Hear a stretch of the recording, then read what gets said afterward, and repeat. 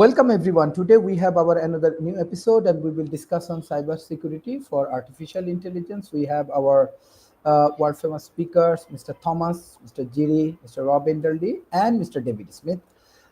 First, I would like to ask questions to Mr. Thomas. Please introduce yourself and how can organization ensure the privacy and integrity of sensitive training data uses in AI system, particularly when dealing with personal or proprietary information.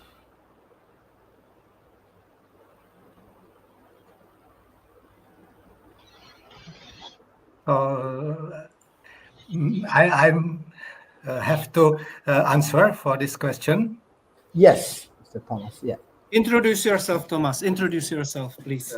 Yes, just simply, I'm entrepreneur architect, enterprise architect. I'm helping owners of companies be more effective by artificial intelligence tools and using these artificial intelligence tools, there is necessary also to keep information and cyber security.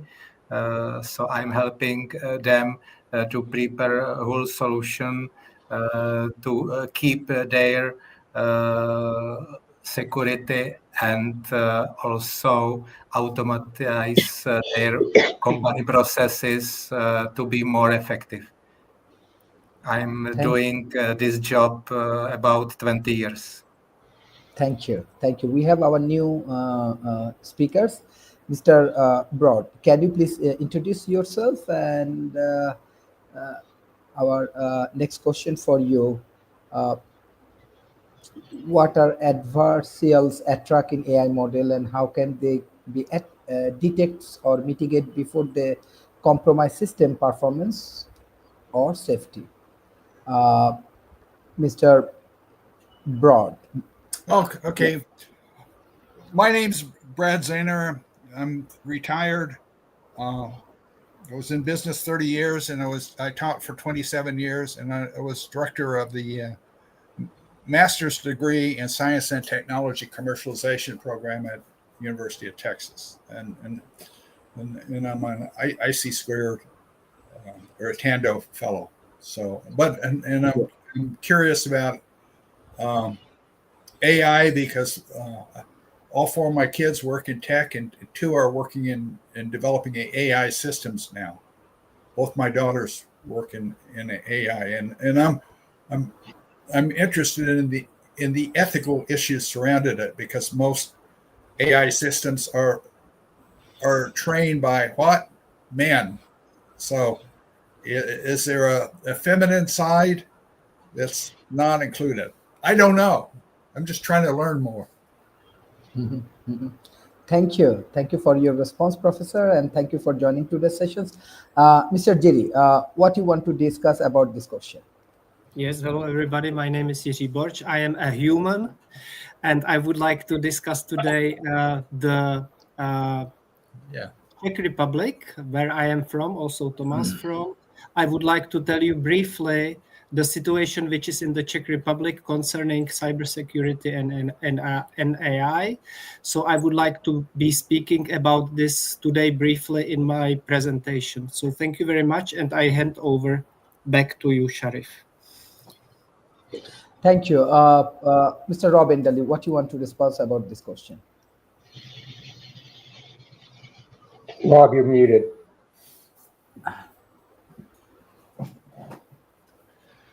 So you're asking about ensuring the privacy and integrity of sensitive training data used in AI systems. Right, that's the question? Yes. So the way you do that is, first you assure your sources of your training data has to come from areas that are themselves assured. If the training sources have been compromised, then your data sets are going to be compromised. So you have to assure the data sources. You have to audit. You can't just initially assure, you have to audit on a regular basis. And given the size of these data sources, you probably are going to need some type of an AI audit program to do it, because the humans just can't handle trillions of data elements. And even using sampling methodology, you might not get to a critical mass of information that would allow you to identify particularly very subtle compromises and biases that have been introduced.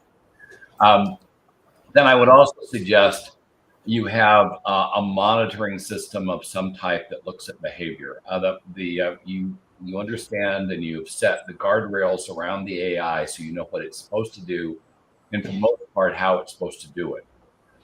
If it starts veering outside those guardrails, that's an indication that the data set may be compromised, and that should trigger an audit and review and probably an abeyance of the AI until you can discover how bad the problem is, whether there is a problem, how bad the problem is, and then come up with a way to correct and purge whatever the data anomaly is in the data set. But it needs to be fairly rigorous. We're dealing with massive data sets, and if you put in place a proper security organization, which has kind of AI doing the tactical sides of it, humans doing the strategic side, they're the ones setting the guardrails, they're the ones setting the policy. But the AIs are what's implementing that policy at machine speeds to make sure that your auditing AI, your control AI, that doesn't itself become compromised. Because there's a real concern if you have AIs monitoring AIs, that the monitoring AI could itself become compromised, and then you're going to have a problem, larger problem that you initially started with. So you have to assure both components. But that's how I go about doing it: a layered approach. Starting with assuring the data set and then following up with a behavioral analysis that's ongoing to make sure the AI is staying within the guardrails that people have set. Thank you. Mr. David Smith, what do you want to respond on? What are the adversarial attack in AI model, and how can they be detected and mitigate before they compromise system performance or safety? Well, Sri, thank you for that question. And Brad, great having you join us on this today. It's been a while since I've seen you, and it's great seeing you here. The question, Dr. Sharif, is really an interesting one because adversarial attacks in AI models really, as Rob queued up, involve the deliberate manipulation of input data to deceive or really dramatically change the model's output. And the goal of those is to do them so subtly in a way that humans don't see it as a big shift, but they trigger the incorrect output, they compromise security or safety in others. But at the core, the adversarial attack really exploits the way machine learning models, particularly those based on neural networks, draw their decision answers and how they build their multi-dimensional, high-dimensional input spaces on it. So they look at how to put a way to put small targeted changes to the normal data. And these subtle changes often trick the AI into misclassifying text, images, in revealing sensitive information, or in promoting a propaganda agenda by these small type of things. So these adversarial attacks have multiple ways they do it. One of them is evasion, how they modify input causes the model to make incorrect predictions. There's something called a poisoning attack, where the attackers inject examples in the training data sets to bias the model behavior, to embed vulnerabilities. And the third major one you're seeing today in AI on this is called an inference and model extraction attack, where they interact with the deployed model to recover what the training data was. And once they understand what the training data is, they attempt to reconstruct the model itself. And each of those, as you can see, is very, very different. And they're each very, very challenging. And part of the solution to it, going back to what Rob was saying, is how do you build in layers the ability to combat this? One of them, as he said, is is really take time to validate the pipelines. And because if you look at today how AI machine learning goes with the various streaming data, the neural networks, the heavy stream machine learning, you're dealing with multiple streams. It's not one stream. So as you go back to this, you begin to see, how can I validate those pipelines? You need to have teams, humans, that red team the models. You need to have testing done on it. In the emerging field of looking at the more advanced AI, you're having adversarial testing become part of that process now.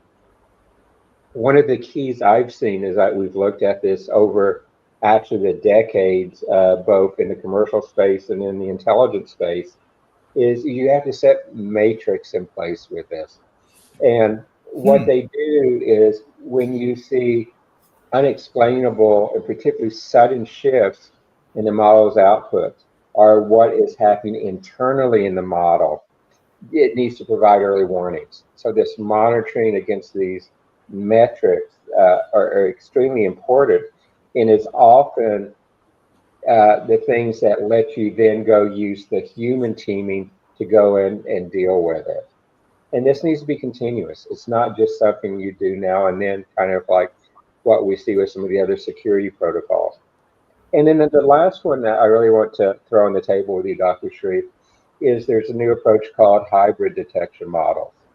And so what you begin to do is in hybrid, you look at how to actually use a variety of AI tools themselves, different types of conventional AI, different types of neural networks, different types of some of the emerging photon enhanced AI tools, some of the new places where you're combining not just the LLMs, but we're beginning to layer in a lot more SLMs, the small learning modules in there.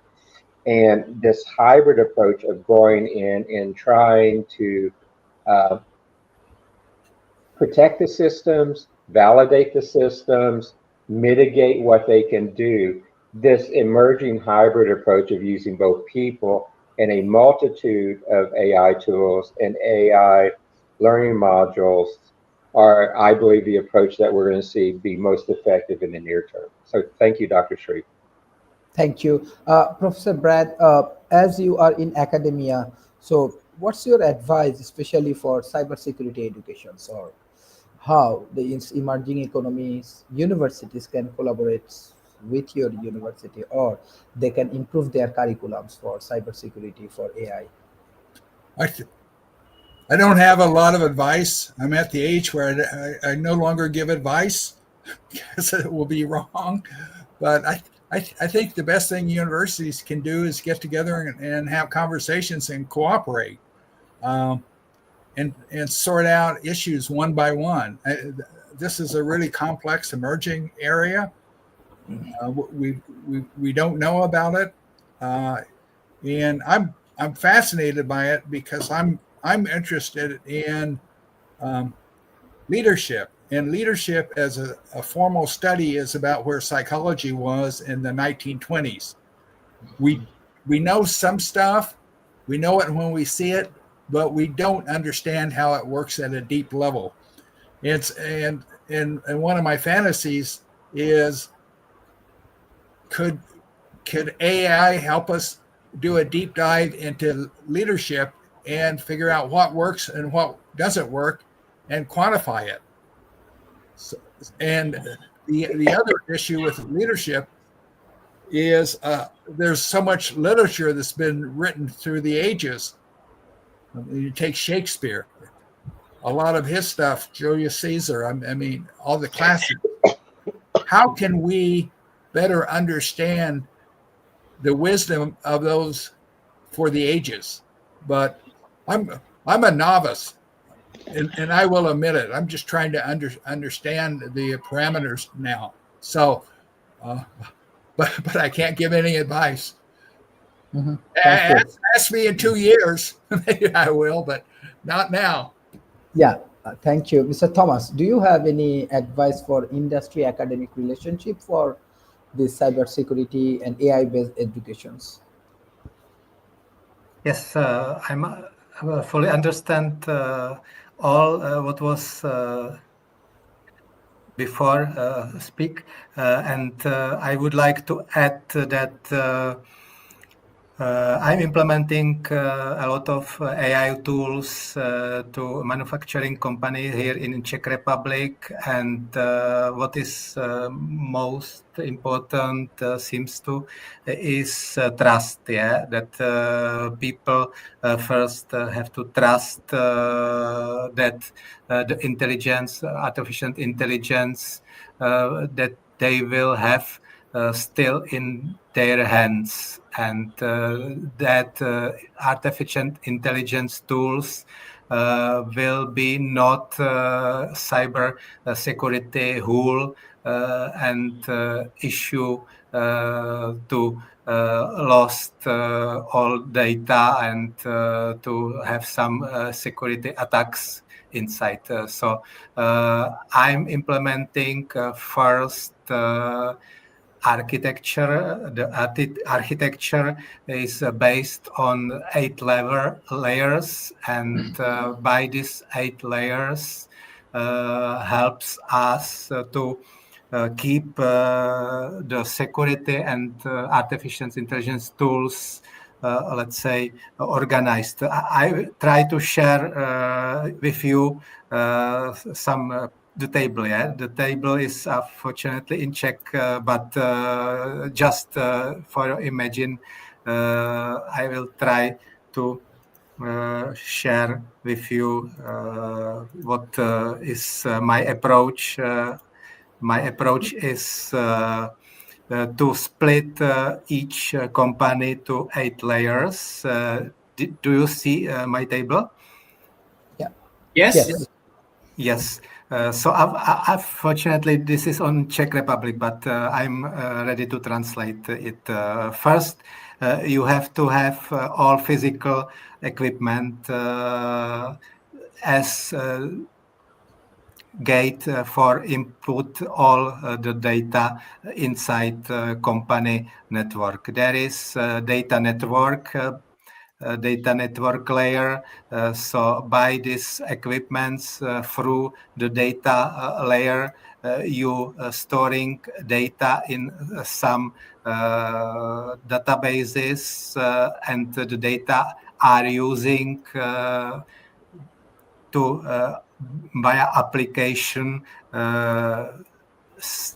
is for reports and for informations. So there is all the informations and reports for company which is spent by owners of business processes in third layer to keep their company strategy on second layer, to keep and is compliance of all necessary things concerning artificial intelligence. Yeah, this is how I'm implementing artificial intelligence tools in companies. And let me give you also similar table in artificial intelligence. So there is also similar structure that there is cyber security in company architecture, and same that there are, for instance, endpoint security, and by this endpoint security, you can also can have virtual private network to put all the data from the endpoint things via network to some databases, and there is, for instance, security operation center which working for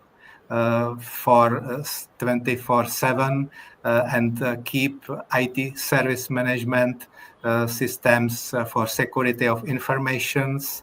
And you have to have also in third layer some identity management, some security management.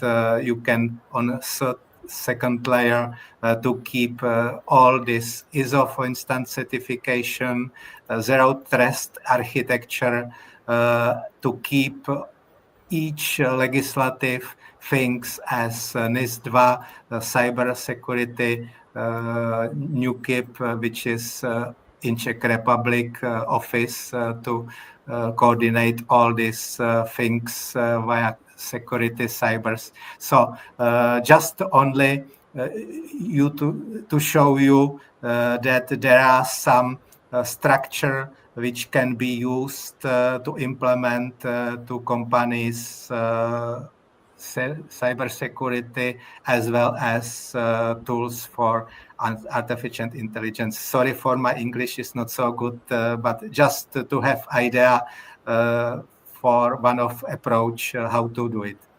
Thank you. Mr. Jiri, you want to add any point for your? Yes, I would like to say that I'm very happy to be here. I'm honored to be here with you guys. Also, I would like to say that cooperation is really crucial, as was mentioned by Mr. Brett, and not only between people, but also between nations. And that's why I prepared a small insight about the Czech Republic, a small country in the middle of the Europe. With the cybersecurity AI perspective, I would like to say a couple of sentences. So the Czech Republic is regional cybersecurity leader in Central and Eastern Europe. Home major cybersecurity companies are Avast, Asset, and CZ and IC. Cybersecurity and artificial intelligence are considered key pillars of national digital strategy. AI is being integrated into both cyber defense system and threat detection tools, making the Czech Republic an emerging AI cybersecurity innovation hub. This is from my side for now, everything, and I would like Sharif very much if you can say a couple of words about the situation in Bangladesh as well later. I am very curious. Thank you. Yeah, thank you. No, Bangladesh is improving in AI and cybersecurity industries. Recently, we are collaborating with the banking industries. Hopefully, through these collaborations, we can make more progress and we can get more case studies and some positive approach on AI and for cybersecurity. Mr. Rob, my next question for you, like what are the major risks associated with the model theft, reverse engineering and model poisoning, and what strategies can be used to secure AI model against this threat? I And think if you want David, to, sure. I think David mentioned model poisoning.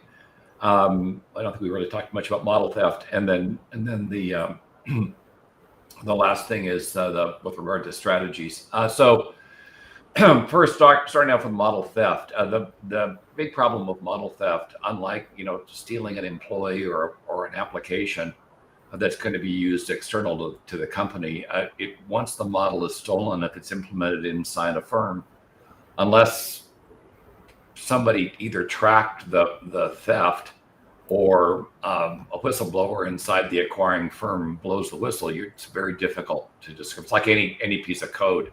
If the theft is not caught, catching it after the fact, if it's not a commercial product, is exceedingly difficult. And given how these models are developed, obfuscating the model to a degree would be very difficult to determine whether the model was sourced from another model, given these models are built from information that often isn't all that public, or often is under dispute about whether or not it is public, becomes problematic. So the best offense here with model theft is a strong defense. Making sure there are monitors in place that record unauthorized access, the typical security control point, making sure there's no escalation of privileges, making sure the people that have access to these models are restricted, and make sure that their activity is monitored. The good news is at least with regard to LLMs and even some small language models, the data files are huge, and that means movement can be detected. Yeah, you could break the model down and move it in parts, but again, that's behavior that can be tracked and detected. And if access is monitored effectively, and those that have access are monitored effectively, you should be able to reduce the risk of model theft. The impact, of course, of model theft is all the money you put into creating a model, and a large model is typically around $100 million to create.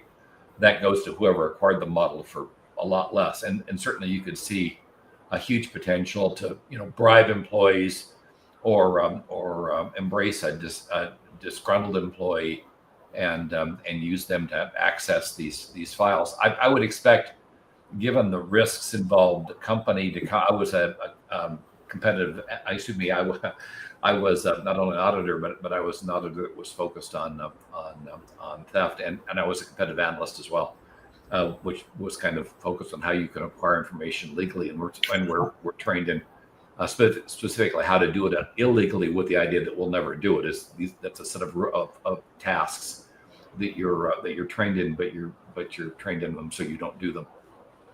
That being said, it's not that it doesn't happen. And when you're talking about models that cost as much as these do, the attractiveness of model theft, particularly between governments, and particularly with regard to defense, would be exceedingly high. And so that's why it's so critical that you don't have a Snowden event where an administrator has access rights and can acquire and access files they shouldn't have access to, and then can pull those files and take them with them. Fortunately, portable storage mediums are, to a large extent, inadequate to contain large language models, but as I say, they're workarounds. Reverse engineering, that's a real problem because of the way these models are built. Often the people that are building the models do disclose their information sources, and if you know the information sources of a particular model, you can do a great deal of the work to replicating that model. And then if you monitor the behavior of the model, it shouldn't be too hard to replicate the decision matrix and duplicate the model. Yeah, it'll take work.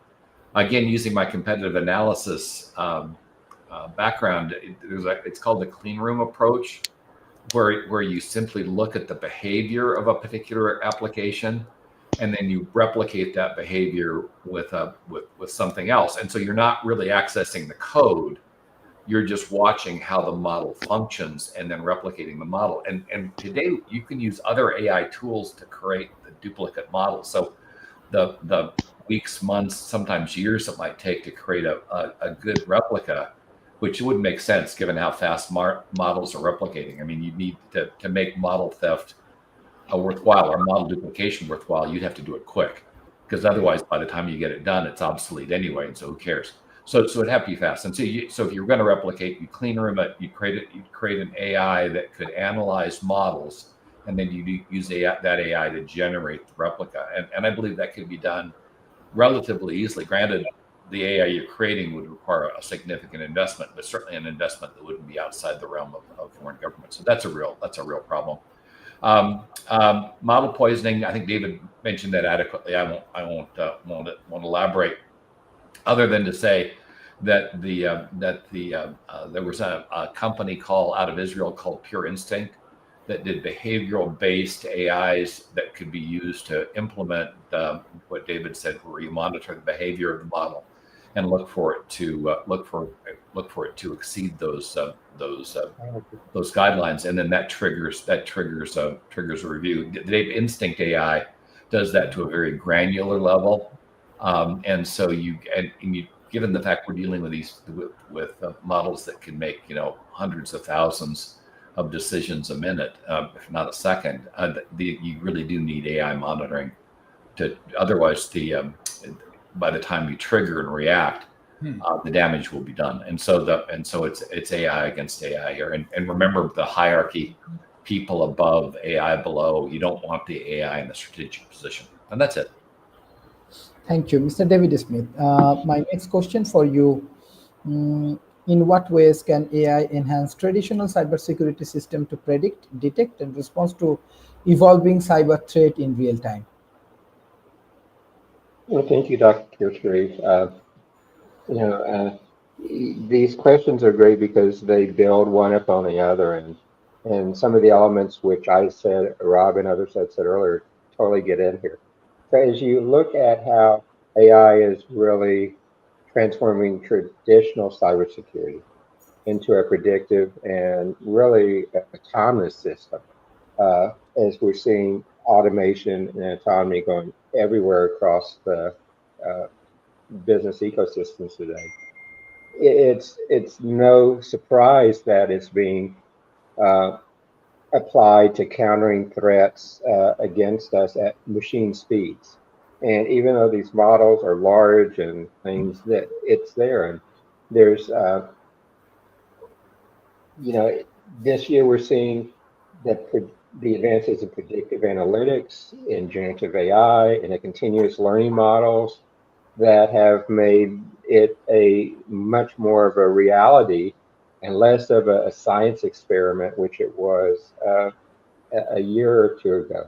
So AI enhances cybersecurity's predictive capability by looking backwards, doing a historical view, of doing a behavioral view, and taking the network level data and running the algorithms and the things against those uh, to forecast what potential attack vectors might be happening before they attack. And it's really trying to decide those attack vectors, because most types of cyber attacks are very different in very nuanced ways. And that's how they try to get around the traditional cat and mouse game of being able to work together there. So what you do is you really build uh, as large as you can training models on a very diverse threat intelligence set of data sets. Uh, and one of the things that I enjoyed Rob's answer earlier about the prior question, but I believe on this one it works as well. What we're seeing increasingly is some of the very large LLMs, some of the particularly threat-based LLMs and SLMs are now living in an air gap network separate from the internet connected network, so that there's rules of the road, so to speak, of how you can actually access the large models and do that type of work in a manner where they can be modified and manipulated. So you see that, and you see the predictive ones. The other one is going back to what Rob and I both talked about earlier, is how do you look at anomalies? How do you do advanced threat detection? And the AI powered detection systems are getting good. They use a wide variety of learning models to identify behavioral anomalies across really billions and billions of data points, from looking at things like network traffic to APIs to endpoint actions, and particularly to APIs that are complex APIs going across cloud calls. The other thing you're seeing is you're using some very deep based neural networks to begin to enable these to work in closer to real time. And the goal in a lot of these is both what can it be done autonomously, but also how can these be used to enable network security operations center SOCs to distinguish between what is just something that's irregular happening versus what is an emerging attack, and that they need to take much larger action against. Uh, and every time a SOC has to take action against what they believe is a large attack, it's going to compromise the ability of the businesses to effectively do business, because you're shutting down access, you're putting extra tools and safeguards in that slows the process and things. So that is a very interesting one as you begin to look at this threat detection. The other is something that I've learned through many different areas. And that, Dr. Sharif, I talk a lot on your different programs about continuous learning and group intelligence. Brad, if you remember, I was an executive at MCC and Cemetech, which were all built around those principles.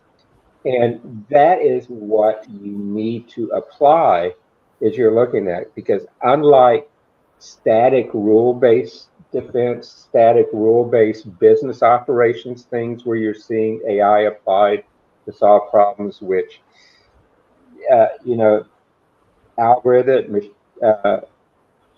loops and trees are one of the key things you use there. Those aren't really applicable good in cybersecurity. So you need a system that continuously learns and adapts. It needs to learn both autonomously from the machine learning side, but it's very important to put the human factors back into it, the human side. So Brad made the comment that a lot of the AI tools are not well represented by the female element, but there's also many other elements as you look into the AI models that aren't well represented from cultural basis, from regional basis, and from, I'm going to say this in a way that sounds weird, from the religious wars of the different programming languages, the different models which are applied, the different systems which are used. Yeah. Those are, in many instances, when I look at cybersecurity, they're larger than the actual machine code that is being used. Just those philosophical differences between all those things, and they really have to come in. So really, you've got to put in place a way to strengthen your future defense postures, deep learning, reinforced learning models, multiple scenario developments, using as much ways to put sensors into the screens to learn what's the difference between a trusted and suspicious behaviors across these endpoints, because that lets you, again, you want to anticipate as much the new patterns as they emerge.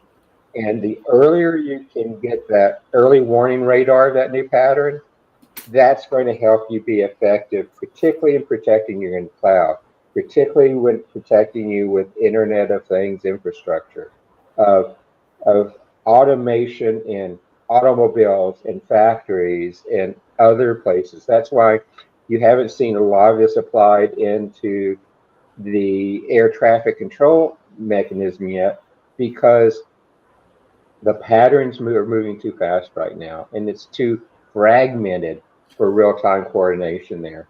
And you need to do this in conjunction with not just your threat intelligence, but the governance. Modern AI systems today have to integrate not just the regional threat intelligence, but it has to integrate global threat intelligence feeds. And we're beginning to see these new feeds which enable continuous updates, situational awareness of these new patterns, new malware, new threat actors which are emerging, new geographical approaches or spread ones. And a great example of this is here in the United States.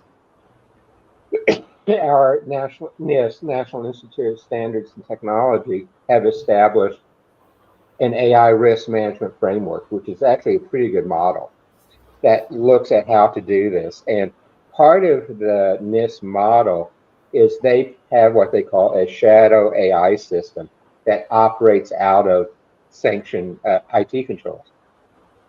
And what this does is it lets you begin to see in the wild what is happening before it comes back into the controlled environments. And you're seeing this with other international bodies coming in, and this integration of this governance and this threat intelligence, this international threat intelligence by folks like the G7 and the CISA and others, and in the EU, what we're seeing emerging in Asia right now is going to be so important for this to happen. Because, Sheree, like we talk about on many of the issues on your program, geography today is global. Geography today is not local to your state, to your region, to your nation. Our borders do not stop cyber attacks from crossing borders. And it's a global thing. So you have to have this collaborative global approach to set up these frameworks, to set up this international threat intelligence if we're going to truly be able to control our cybersecurity in the future. So thank you, Dr. Shree. Thank you, Professor Broad. My next question for you: how can human errors or bias in AI development or deployment increase cybersecurity's vulnerabilities, and what governance mechanism can reduce such risk?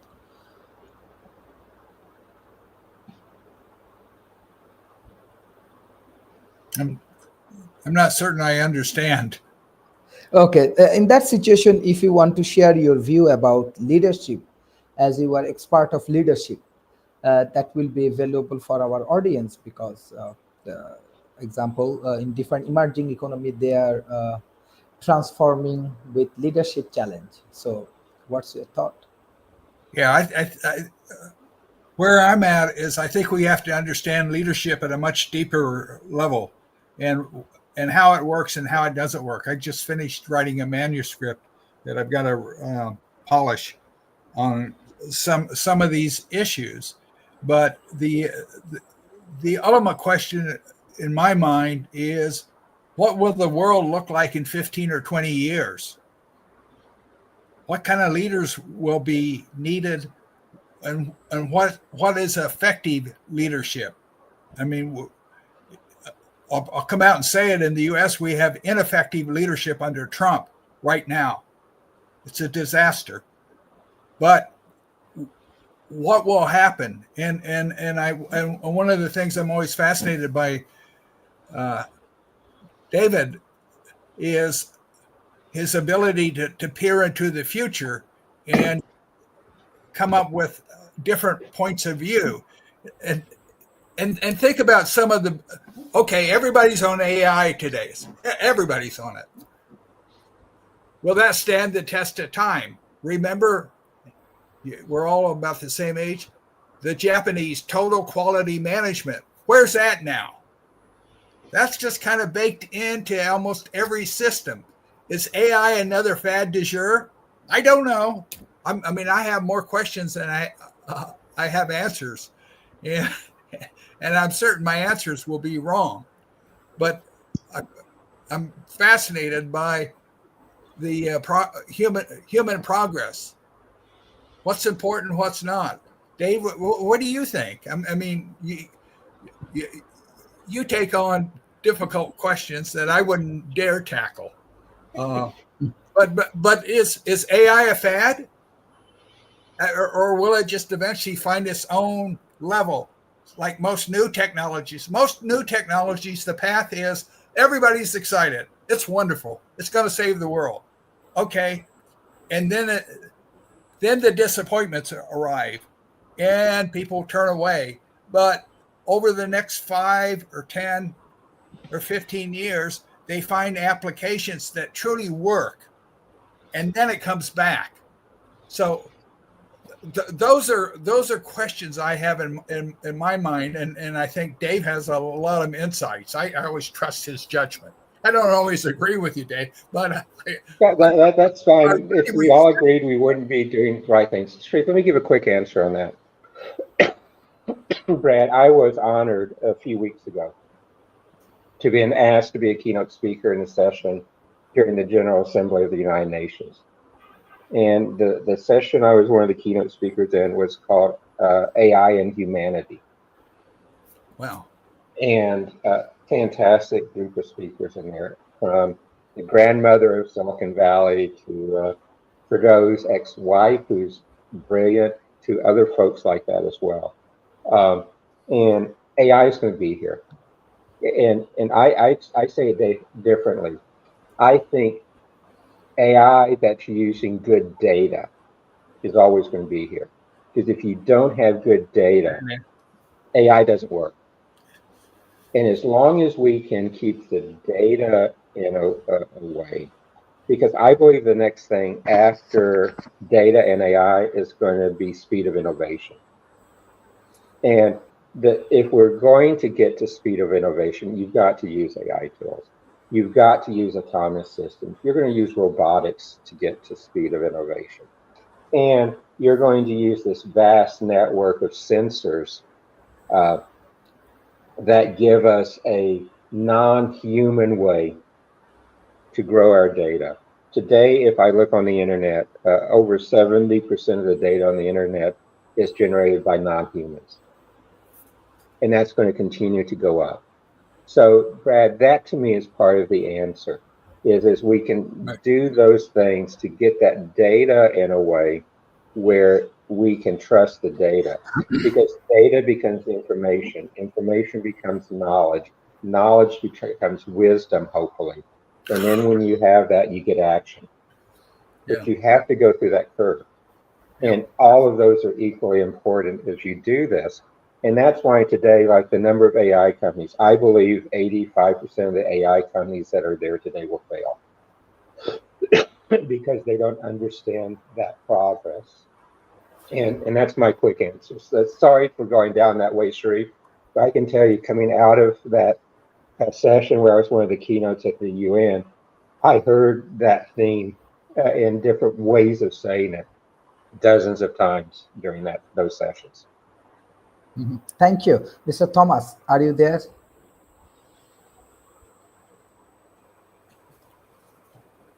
Yeah, I think, and Jiri, you want to respond on this question? Yes, I would like to respond to the leadership. First of all, I would like to thank you, Mr. Thomas Haverda, for inspiration in the following thoughts on my leadership.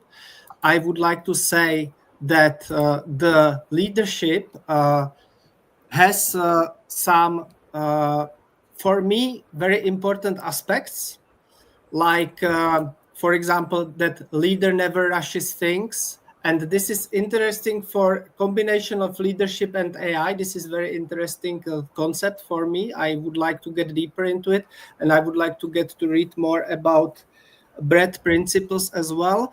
The next principle which we have with Thomas, which Thomas taught me, that leader helps others. This is very important to achieve their own success. And wise leader notices what's going on. That's another principle. And maybe I would like to mention one more. Wise leader serves others. And there are a couple of principles which we are studying, which I'm studying, and which Thomas helps me to implement into building the big communities around the whole world. And thank you again, Thomas, for these thoughts. Thomas, would you like to say something? Yes, thanks. I know that this topic which we discussed today is very important for our future. And I'm also involved not only on the artificial intelligence, but also about intelligence of human, intelligence of something what was described by Carl Gustav Jung, that all the people has some collective intelligence. And for me, it's important to this nature intelligence will be always above the artificial intelligence, means that people will use artificial intelligence only as a tool, not only something which will be above us. So this is my wish at the end, that we have to also be focused on our nature, let's say, nature things which made us human. So thank you for your discussion, all your topics, and it was important for me to listen everybody here. Thank you. Mr. Rob, my next questions to you. What are the ethical and regulatory challenges associated with deploying AI system in critical infrastructure from a cybersecurity standpoint, as well as what's your closing remarks for today? Okay, so the ethical and regulatory, you think those would be aligned, but often they're not. So from an ethical standpoint, you want a set of guidelines that are consistent with the ethical rules of the company, with regard to how you're implementing the cybersecurity solution. That means the restrictions on content, the restrictions on behavior, all of that should fall back and up through the overall ethical guidelines that the company has established for itself to showcase consistency. If the AI is not conformant to those guidelines, it's going to form its own, and you may not be happy with the result. Regulatory challenges is a whole different ball of worms, can of worms. Sorry. For regulatory, the issue right now is the regulatory agencies, and I say this globally, are really not up to speed on AI yet, and that means there's a high probability that regulations, though well intended, may unintentionally do damage, or if they are well written, and the U.S. has just put forward a series of regulatory guidelines recently, which are well written, that can hinge on the auditing capability and enforcement of those guidelines, and that's where I think regulations are going to fall short here. It is governments really aren't structured, at least right now, to go into companies and even do intensive audits anymore. At least not here in the U.S. And the staffing just isn't adequate. And going in and auditing a company's AIs, I don't see the workforce that would be needed to do that being spun up, and it would have to be fairly significant, along with the artificial intelligence tools you would need to audit those AIs and assure them. And so here, I think what first needs to happen is governments need to rapidly develop their own AI experts, folks that they trust, that they'll listen to, and they won't do like our health organizations doing and have the wrong people giving the orders. But that often happens with governments.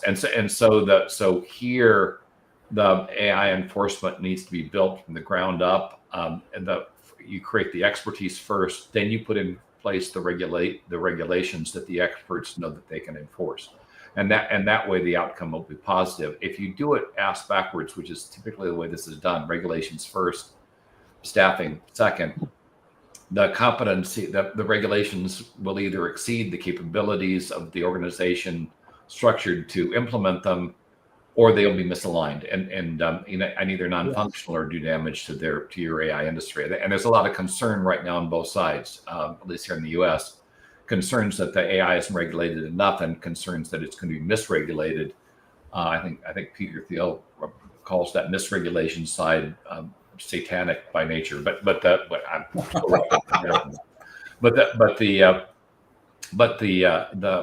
You need a cohesive approach to the problem, I guess is what I'm saying, and you need the experts leading the way. And that's my final and closing remarks. Thank you. Mr. David Smith, my next question for you: how might emerging technologies such as quantum computing, generative AI redefine the landscape of cybersecurity in next decade? And what's your closing remarks? It's going to totally change it. But let me just add on one thing that Rob was talking about too. If I were looking today at the regulatory challenges with AI, I would look at a couple of other places too. And one other that Rob mentioned was some of the frameworks here in the United States. I mentioned the NIST one earlier. If I am trying to look at a way to totally secure my AI frameworks, the Department of Defense CIO recently, maybe a month ago, 2 months ago, released an excellent framework that anybody can take and model off of. And that is a very good framework to use. But the quantum world is just going to dramatically change AI. And I'm going to be criterion here. I do not believe it's just the quantum world. I believe the biological computing that we're beginning to see come into place Yes. that takes neural networks to a whole new level.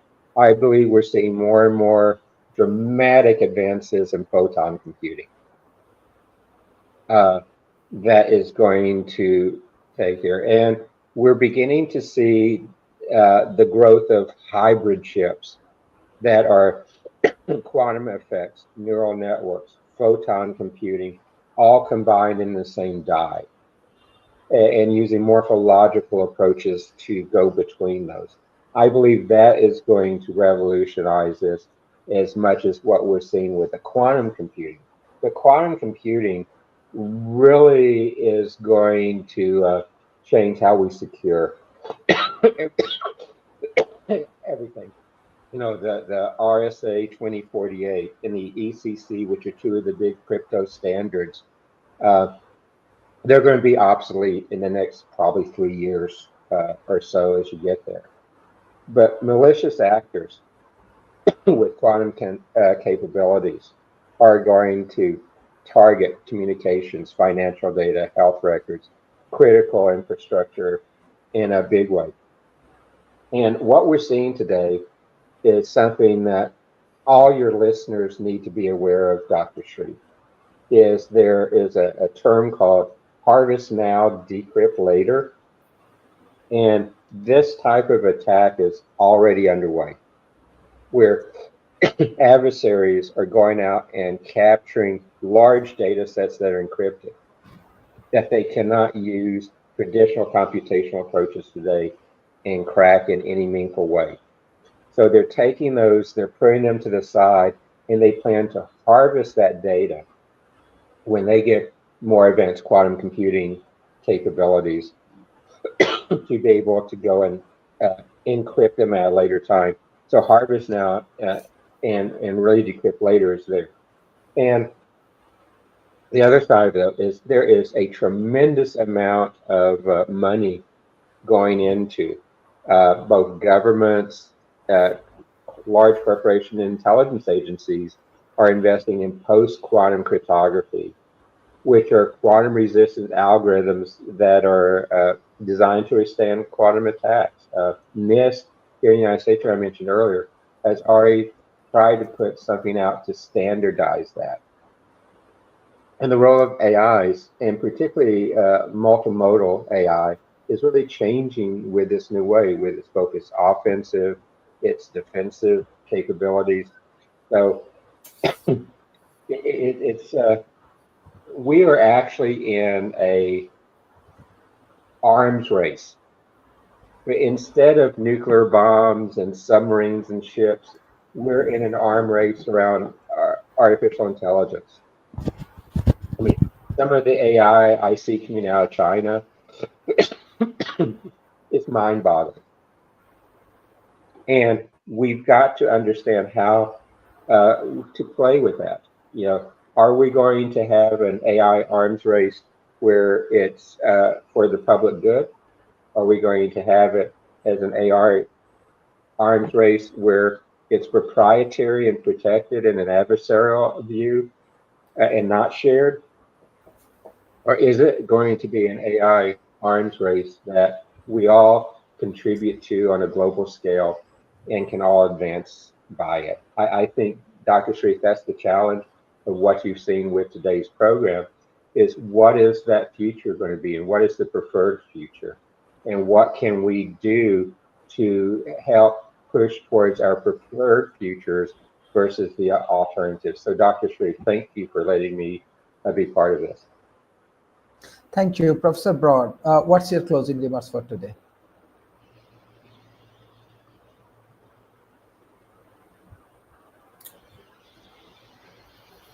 Thank you for letting me participate.